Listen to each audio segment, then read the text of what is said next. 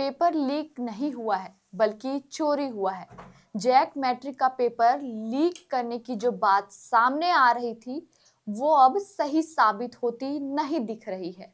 यह paper leak कोई सरगना के द्वारा नहीं किया गया था बल्कि कूली का काम करने वाले लड़कों ने चोरी करके पेपर को बेचा था। इस मामले पर राज्य के डीजीपी अनुराग गुप्ता ने बताया कि कूली का काम करने वाले लड़के ने ब्लेड से बोरा काट कर पेपर की चोरी की, जिसके बाद पेपर सोशल मीडिया में वायरल हुआ।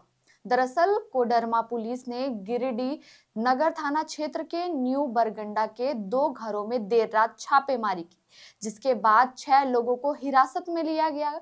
6 में से 3 छात्र जमुआ के रहने वाले हैं, बाकी 3 छात्र गिरिडीह में रहकर पढ़ाई करते थे। ये छात्र पढ़ाई के साथ साथ मजदूरी का भी काम करते थे और इन्हीं लोगों के द्वारा ट्रक से प्रश्न पत्र को बोरा से उतारा गया था और ट्रक से बोरा उतारने के समय ब्लेड से बोरा काटकर पेपर को चोरी की गई और फिर फोटोकॉपी करके बेच दिया गया, जिसमें कमलेश नामक युवक के द्वारा प्रश्न पत्र को बेचकर 15 से 20 हजार रुपए की कमाई की बात सामने आई है। वहीं आज बीजेपी के विधायकों ने भी पेपर लीक पर सदन के बाहर सरकार के खिलाफ आवाज बुलंद की। सुनिए डीजीपी अनुराग गुप्ता ने पेपर लीक मामले पर और क्या-क्या खुलासे किए हैं। पुलिस की जो अपेक्षित कार्रवाई है वो हो गई है। उसमें जो दूसरा मुद्दा है वो ये है कि आपको मालूम होना चाहिए कि जेजेएम में प्रावधान है 16 से 18 बरस के बच्चे जो है यदि वो गंभीर कांड में संलिप्त होते हैं तो उनका ट्रायल एडल्ट के रूप में चलाया जा सकता है। इनमें से जो लड़के 16 साल से ऊपर 18 साल से कम है उनका हम कोशिश करेंगे कि उनका एडल्ट के रूप में ट्रायल चलाया जाए ताकि उनको कड़ी से कड़ी सजा मिले, ताकि इस प्रकार की गंदी हरकत हमारे नौजवान पुनः ना करें। पेपर लीक मामले को लेकर कल आप समीक्षा की, आज गिरिडीह से पकड़ा गया उसमें देखिए डिटेल मेरे पास नहीं है, मतलब अभी मैं तुरंत नाम मेरे को याद नहीं है, परंतु उसमें एक पूरी चेन थी और कोडरमा एसपी ने कड़ी मेहनत करके 1, 2, 3 ऐसे करीब 10 लोगों को पकड़ा और आखिर में पता चला कि गिरिडीह में ट्रक से पेपर को उतारते समय एक व्यक्ति ने ब्लेड से काट कर एक पेपर निकाला था उसमें से, जिसकी उसने फोटोकॉपी बना करके पूरा वायरल कर दिया।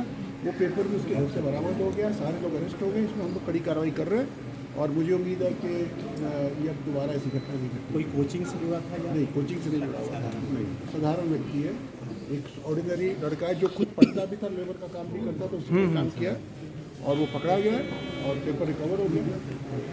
कोई सिंडिकेट की बात नहीं है? नहीं, कोई सिंडिकेट की बात नहीं। तो सीजीएल वाले में कुछ अपडेट है? सीजीएल वाले में देखिए हम तो अभी जांच करवा रहे हैं और मैंने बार बार लोगों को बोला है कि आपके पास कोई भी एविडेंस है तो आप प्रस्तुत कीजिए। 50 लोग हमारे पास में आए, फ़ोटो दिखाते हमारे को, ये पेपर लीक हुआ, वो पेपर लीक हुआ, पूछते कैसे हुआ, तो हम ट्रेन में जा रहे थे, बगल में लड़का बैठा था, वो पेपर पे कुछ लिख रहा था, मैंने पेपर का फ़ोटो खींचा। तो हम उससे पूछते हैं भाई जब तुमने पेपर का फ़ोटो खींचा तो व्यक्ति का फ़ोटो खींचा? नहीं खींचा। तो हमें कोई भी व्यक्ति के बारे में कोई भी जानकारी नहीं दे पा रहा। तो हमें लगता है कि कुछ प्रयोजित शक्तियाँ इस पूरे प्रकरण में पेपर को लीक आउट बताने का प्रयास कर रही हैं या पूरे व्यवस्था को बदनाम करने का प्रयास कर रही हैं, लेकिन फिर भी हम एक ओपन माइंड के साथ खड़े हैं। अगर किसी व्यक्ति के पास कोई भी ऐसा एविडेंस हो जो प्रूव कर सके कि पेपर लीक हुआ है, हम लोग उसको लिखना चाहेंगे। अभी तक हमें ऐसा कोई भी तथ्य नहीं मिला जो ये प्रूव कर सके इसमें चोरी हो। फॉरेंसिक रिपोर्ट आ गई? फॉरेंसिक रिपोर्ट आ गई, लेकिन फॉरेंसिक रिपोर्ट से प्रूफ नहीं होगा। इसलिए प्रूफ नहीं होगा कि आप अगर अपने मोबाइल का अगर आप अपना टाइम बैक करके, उसमें मेन आरोप क्या है? मेन आरोप ये है कि मान लीजिए पेपर 9 बजे शुरू हुआ तो 8:15 बजे पेपर हमारे पास आ गई, ये उसका कहना है।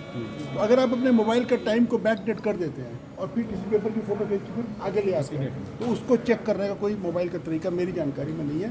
फॉरेंसिक उसको जाँच नहीं कर सकते जी, इसको प्रूफ और डिस्प्रूव करना असंभव है। परंतु मेरा कहना है कि जिन लोगों के द्वारा इस प्रकार की फ़ोटोएँ, इस प्रकार के तथ्य दिए जा रहे हैं तो वो क्यों नहीं हमारे को नाम बताते उन लोगों के जिनके द्वारा ऐसा काम किया गया। एक भी नाम हमें अभी तक नहीं बताया गया, एक भी मोबाइल नंबर नहीं दिया गया। सिर्फ इस प्रकार की फ़ोटो दे करके पूरे व्यवस्था को, पूरे इन्वेस्टिगेशन को दिग्भ्रमित करने का प्रयास किया गया है, किया जा रहा है।